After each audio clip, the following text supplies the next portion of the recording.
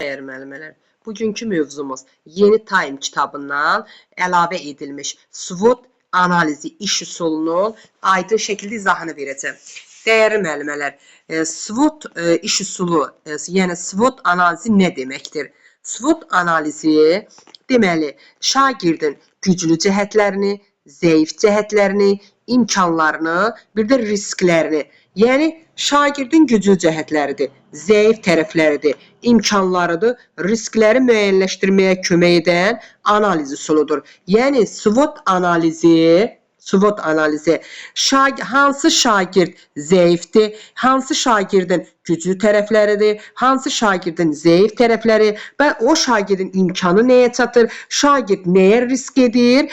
Deməli, SWOT analizi iş üsulu bunları hər birisini önə çıxarır. Yəni, deməli, SWOT analizində əvvəlcə deyir, tədrisdə düşünməni, qərar verməni inkişaf etdirən effektiv strategiya kimi tətbiq olunub SWOT analizi. SWOT analizi şagirdlərə mövzunu müxtəlif tərəfdən araşdırmağı öyrədir. Ona görə ki, SWOT analizdə tənqidi düşünmə var, qərar vermə var, analiz var, sintez var, strategiya var.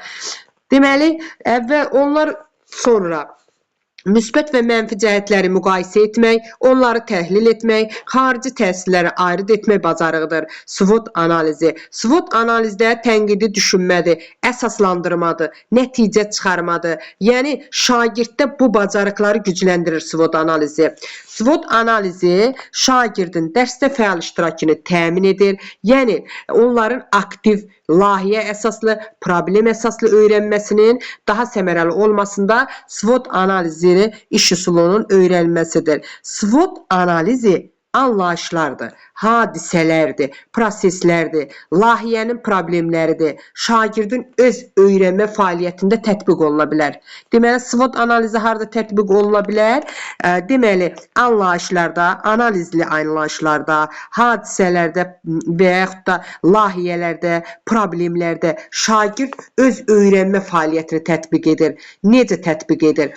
Bax, müəllim SWOT çərçivəsində şagirdlərə təqdim edir və sonra 4 əsas komponenti aydın şəkildə şagirdə izah edir.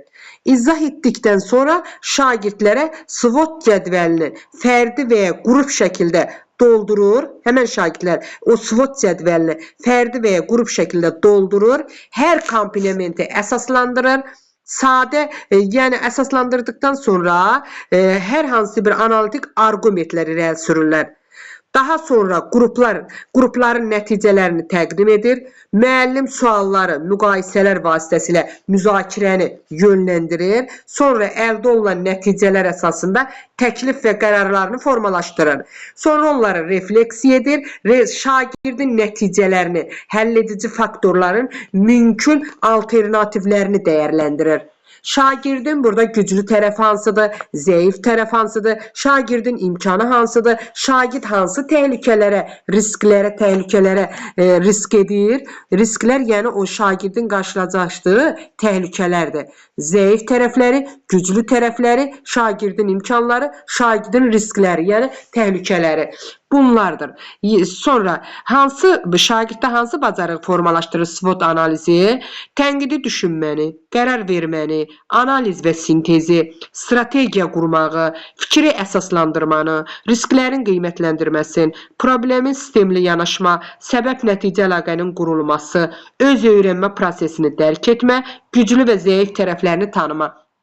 Bax, SWOT analizində iş üsulunda dəyərli müəllimlər, şagird özünün güclü və zəif tərəflərini tanıması. Görürsünüz, 4 qrupa bölüb güclü cəhətləri, zəif cəhətləri, imkanları hansıdır, riskləri, hansı təhlükələrə risklər edir. Bu da bizim Time kitabına yeni əlavə olunmuş SWOT iş üsulu analizinin sadə, aydın dildə izahı.